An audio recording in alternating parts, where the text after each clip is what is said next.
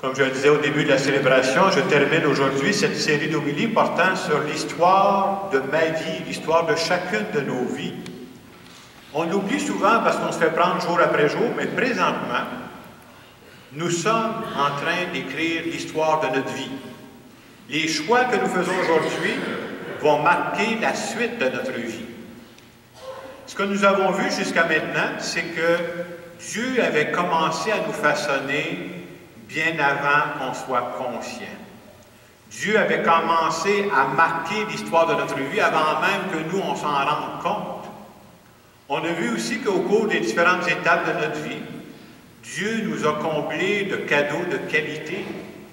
Je comparais même ces cadeaux de qualité, une bonne bouteille de vin, on va amener la fiole du pape. C'est quoi les qualités, les cadeaux de qualité que Dieu nous a donnés? On peut penser à notre éducation. On peut penser à nos talents, on a tous des talents. On peut penser aux personnes que Dieu a mises sur notre route. On a vu aussi que quand on regarde notre histoire, il n'y a pas juste des belles pages. Si on voit juste des belles pages, on se cache une partie de notre réalité. Il y a dans notre vie aussi, dans notre histoire, des pages moins belles, des erreurs. Si on avait le choix, on effacerait ça, ces bouts-là. Là. Et on s'est fait dire que dans cette partie-là, parfois on a des regrets, même dans nos erreurs passées, Dieu a la capacité de se servir de nos erreurs passées pour en faire sortir du bien.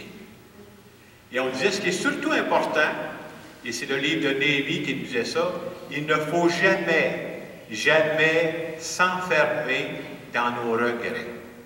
Il ne faut jamais s'enfermer dans nos erreurs passées. Et je comparais ces erreurs passées-là, une bouteille de vin qui est moins bonne, j'avais appelé ça le bébé doc, ils n'en vendent même plus à la Société des alcools, c'est pas assez bon l'affaire.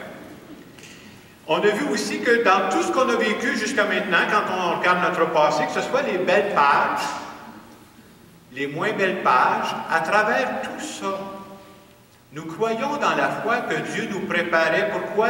Il nous préparait pour ce qu'on a à vivre présentement. Et on croit que Dieu a des nouvelles pages à écrire avec chacune de nos vies. Ce matin, on a une autre dimension.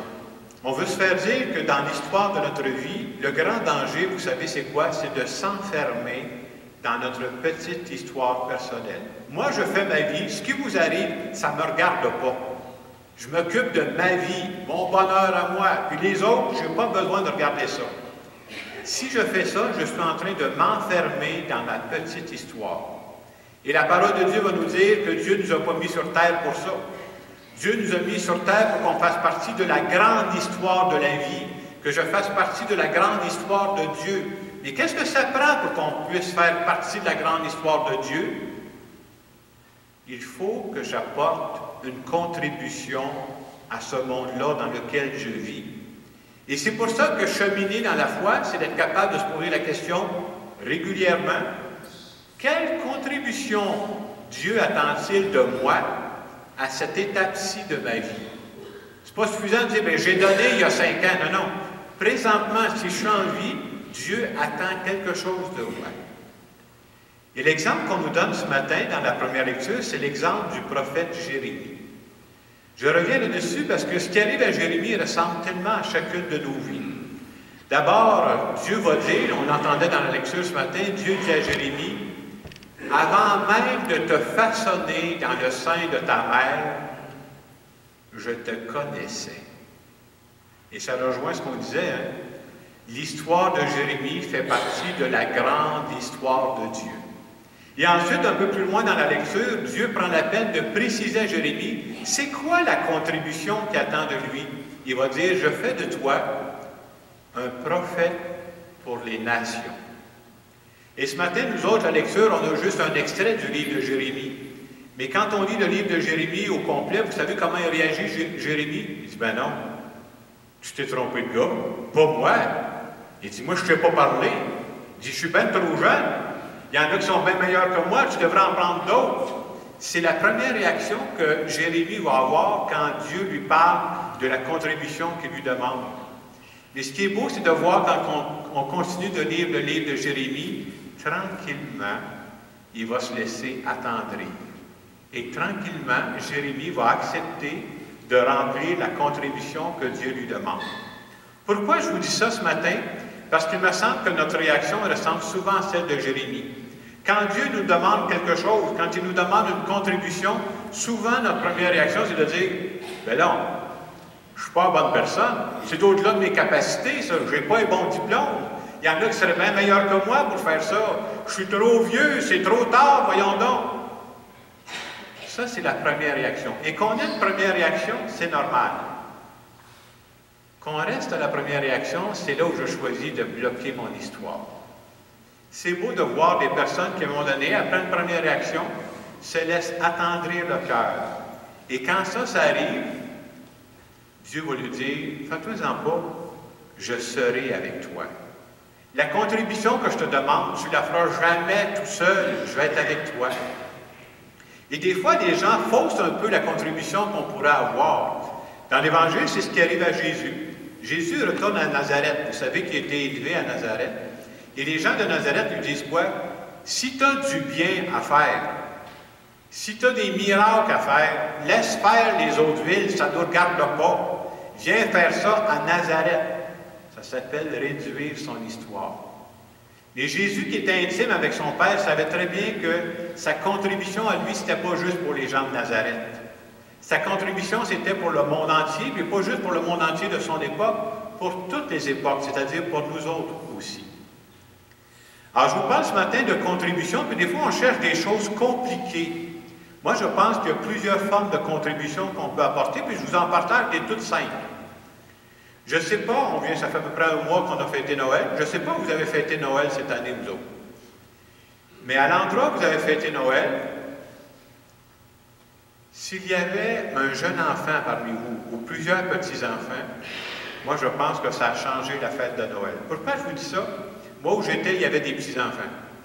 Vous savez, quand il y a des petits-enfants qui ont fait Noël, juste de les voir aller, juste de les voir déballer les cadeaux, juste les voir s'émerveiller devant les couleurs du sapin et tout ça, ça change l'ambiance de Noël. Vous aurez juste à fêter Noël une année où il n'y en a pas d'enfants. Vous verrez la différence. Mais ces petits-enfants-là, est-ce qu'ils sont conscients qu'ils sont en train d'apporter une contribution? Pas du tout. Ils ne pensent pas à ça, d'autres, là. Mais ils sont en train d'apporter une contribution pour changer la vie de ce Noël-là qu'on est en train de fêter.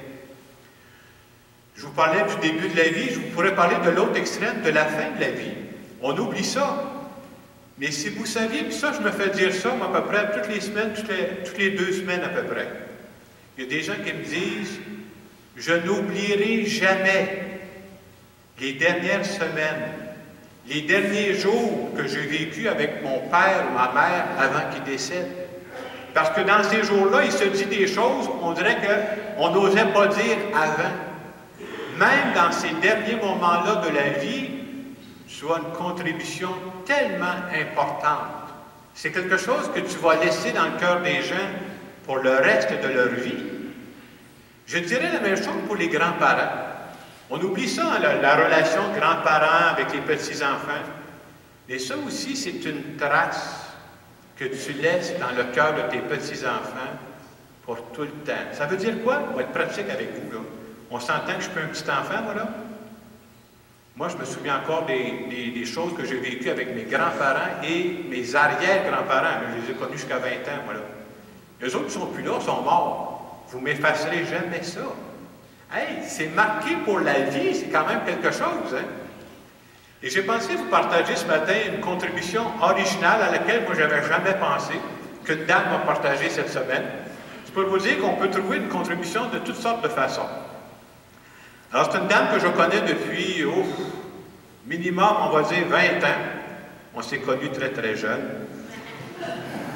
Et cette semaine, cette année, elle, cette dame-là, c'est une personne avec qui je suis ami, elle vit une année spéciale. Cette année, pour la première fois, elle va devenir grand-maman. Elle sait que sa fille est enceinte, puis elle va avoir un petit gars. Ils savent que c'est un petit gars, puis ça va être au mois de juillet, l'été prochain. Alors, cette dame-là que je connais bien, elle me contait, elle dit, tu sais, présentement, là, c'est un moment important pour moi, puis en même temps, elle dit, ma fille, elle travaille beaucoup, elle travaille pour une compagnie, là, puis elle travaille beaucoup sur la route. Ça veut dire, demain, elle est à Sherbrooke, je ne sais pas, mardi, elle va être à Chicoutimi, elle est toujours sur la route. Elle dit, j'ai pas la chance de voir ma fille aussi souvent que je voudrais, puis je trouve que c'est une période tellement importante. Hey, c'est la première fois que ça arrive, là, je vais être grand-maman. Vous savez ce qu'elle a choisi de faire comme contribution? Elle dit, je ne veux pas manquer ce moment-là. Elle dit, à partir de maintenant, chaque semaine, elle dit, je vais commencer à envoyer quelque chose à ma fille par la poste. Et cette semaine, elle me contait qu'elle a acheté une petite bavette, puis c'est marqué « Maman, je t'aime ». Il n'est même pas au monde, le petit gars, puis il est en train de dire ça à sa mère.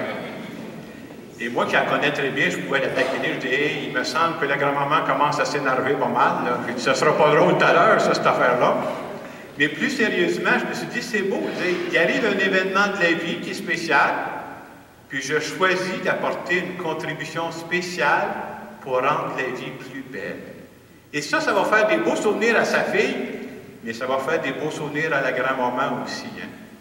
Donc, tout ça pour vous dire que ce matin, moi, ce que je retiens de la parole de Dieu, ne pas enfermer sa vie dans sa petite histoire personnelle. Ça, c'est le meilleur moyen d'être triste à mort. Être chrétien, c'est choisir de faire partie de la grande histoire de Dieu, d'apporter une contribution. Et dans le moment de silence qui va suivre, c'est ce que je vous invite à parler avec Dieu. Dieu, à l'étape où je vis, moi, là, avec les personnes qui sont autour de moi, quelle contribution tu attends de moi pour que ces personnes-là autour de moi soient plus heureuses? Je vous laisse quelques instants pour en parler avec Dieu.